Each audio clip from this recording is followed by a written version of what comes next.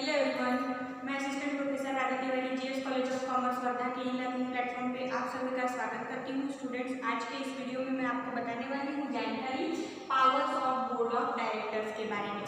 So powers of board of director के बारे में जब हम जानकारी लेंगे तो यहाँ पे हम इनकी पावर्स को 3 मेन पॉइंट में देखने वाले हैं। सबसे पहला, powers exercisable at the board meeting. Then that particular first point divided into two parts. First one is power exercisable by majority vote and second one is power exercisable by unanimous vote. Then second type is the power exercisable with the consent of the general meeting, and last one is power exercisable with the consent of the central government. So we start from the point number 1, power exercisable at the board meeting.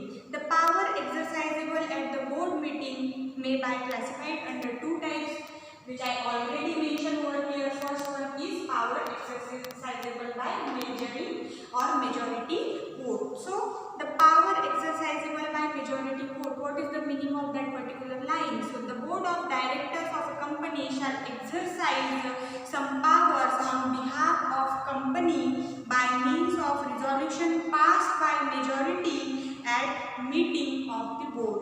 So what is that particular power which come to the board of director on behalf of company? So look over. First is to make calls on shareholders in respect of money unpaid on their shares.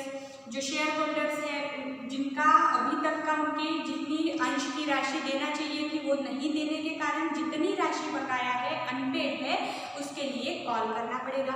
Second, to authorise buyback of securities, then to issue securities including debenture whether in or outside India. अब ये जो process है ये powers के रूप में आपको केवल समझते चलना है, इसमें समझाने जैसा कुछ नहीं है, इसीलिए मैं और ये जो हमने जो शेयर होल्डर्स के बारे में या मतलब अब यहाँ पे केवल पावर्स देखने हैं बोर्ड ऑफ डायरेक्टर्स को क्या पावर्स है वो, बाकी जो ये जैसे कि सिक्योरिटीज इशू करने वाला पोर्शन ये सब हम डीप में पढ़ चुके हैं ऑलरेडी, इसीलिए अब केवल यहाँ पे मैं पावर्स क्या है वो रीड करूँगी।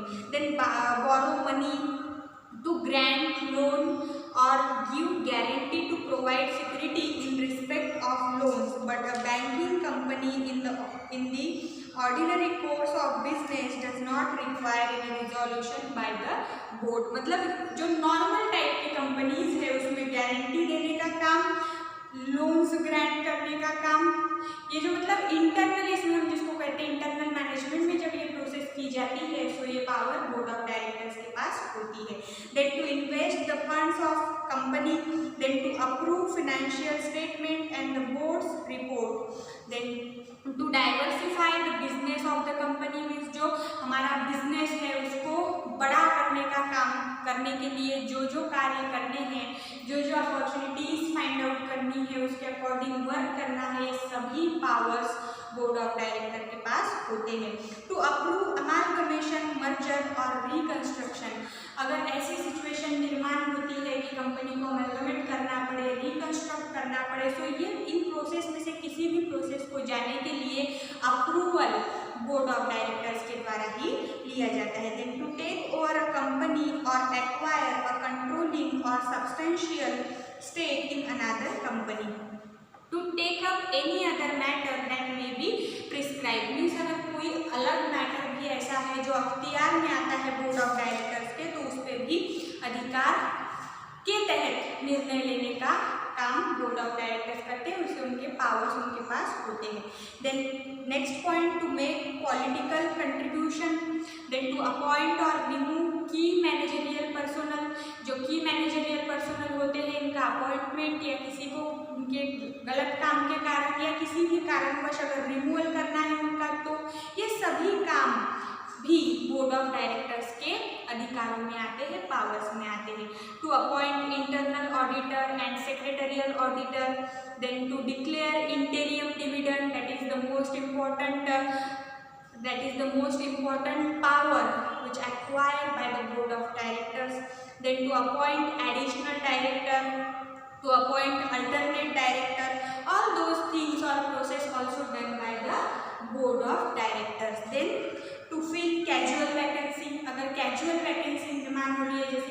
कि किसी के कुछ अगर किसी ने फ्रॉड कर दिया तो फ्रॉड करने के कारण उसको निकाल देना पड़ा, क्योंकि वो तो हमारे फेवर का बंदा ही नहीं है। ऐसे समय में वहाँ पे कैजुअल वैकेंसी निर्माण हो गई।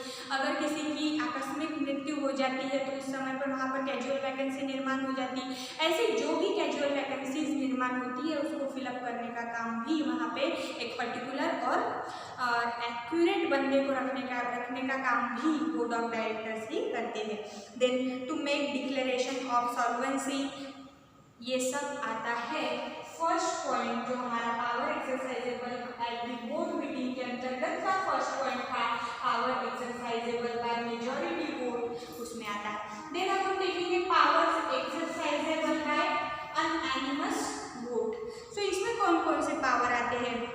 सो the first power is to make inter corporate loans and investment. Inter corporate loan या इन्वेस्टमेंट की जो प्रोसेस है, इसकी जो बॉन्डिंग होती है, पेपर वर्क होता है, इसका जो प्रोसीजर होता है, ये सब करने के पावर्स बोर्ड ऑफ डायरेक्टर्स के पास होते हैं। Then second, to appoint a person as managing director who is already holding office of managing director और manager in any other company. So managing director जिसको हम कहते हैं, तो एमडी की अपॉइंटमेंट करने का पावर भी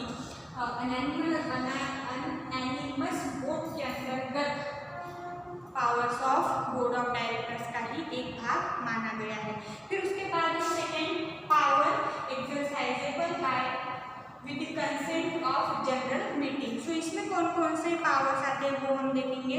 सो फर्स्ट पावर है टू सेल, लीज और otherwise dispose of the whole और substantial the whole of the undertaking of the company.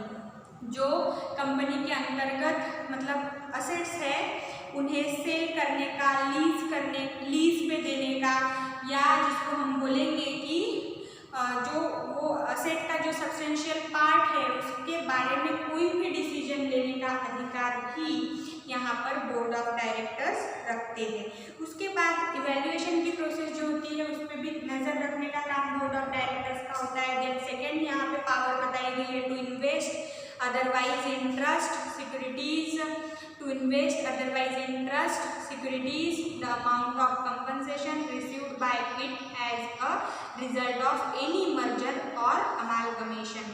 सो इस पॉइंट में भी ऐसा समझाने जैसा कुछ नहीं है, केवल आपने क्या करना है, अब जैसे फर्स्ट पॉइंट के अंतर्गत means power exercisable at the board meeting में करीबन मैंने आपको 15 से 18 पॉइंट बताए, तो कुछ नहीं करना है, बस वीडियो को रोक के जो फर्स्ट पावर है जैसे जैसे मैंने रीड आउट किया है वैसे वैसे आपको यहाँ पे नोट्स बनाने हैं, और उसमें से जो मतलब अब जैसे हम यहाँ पे लगभग 30 to 35 powers under this 3 major head पढ़ने वाले हैं। सो इसमें से आपको सिर्फ ध्यान में रखने हैं, कुछ समझ लेने हैं, बाकी डीप में जाने की जरूरत नहीं है। जैसे third power under second point means power exercisable with consent of the general meeting is to borrow money. Then next point is to remit or give time for the repayment of any debt due from a director। तो ये सब अधिकार यहाँ पे directors को consent of the general meeting, power exercisable with consent of general meeting के through मिलते हैं। Then last one is power exercisable with consent of the central government। So last point, sometimes a company has no profit or has inadequate profit to pay its director including managing director, whole time director or manager by way of remuneration or any sum in accordance with the provision of schedule 5। In such a case it may pay any remuneration to the directors with the previous approval of the central government।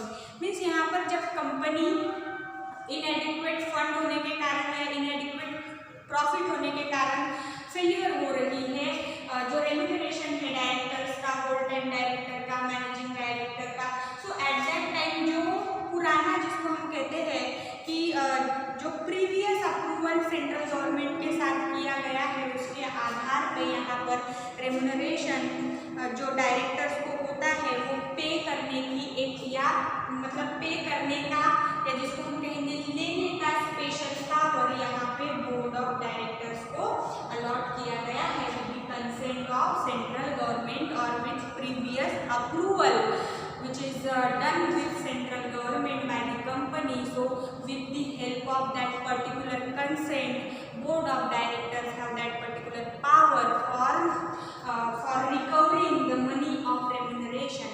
So this is all about the